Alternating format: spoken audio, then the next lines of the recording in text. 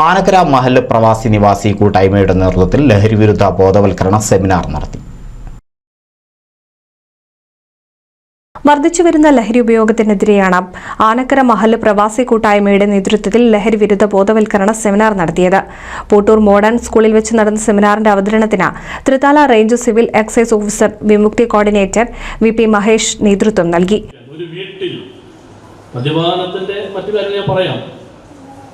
ഒരു വീട്ടിൽ മനോനില തെറ്റിയൊരു കുട്ടി ഉണ്ടായി എന്ന് വിചാരിക്കുക. നിങ്ങൾ ആലോചിച്ച് നോക്കൂ, എന്ത് സമാധാനമാണ് ആ വീട്ടിലുള്ളത്, എന്ത് സമാധാനമാണ് ആ വീട്ടിൽ, അല്ലെ?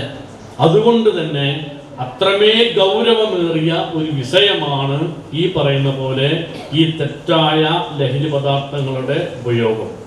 ലഹരി പദാർത്ഥങ്ങളുടെ സിന്തറ്റിക് ഡ്രഗ്സിന്റെ ഉപയോഗം നമ്മളുടെ ഈ പറയുന്ന വളർന്നു വരുന്ന തലമുറയ്ക്കകത്ത് വ്യാപിച്ചിരിക്കുന്നു.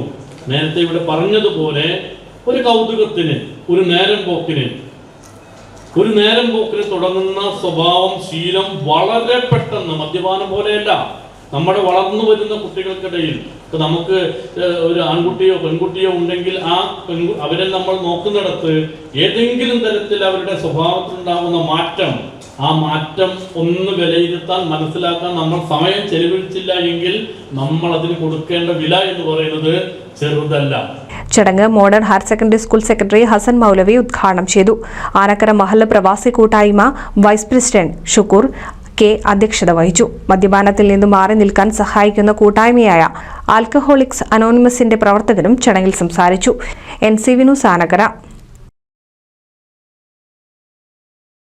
സ്വർണ്ണാഭരണ പർച്ചേസുകൾക്ക് നേടാം പ്രത്യേക ഡിസ്കൗണ്ടുകൾ.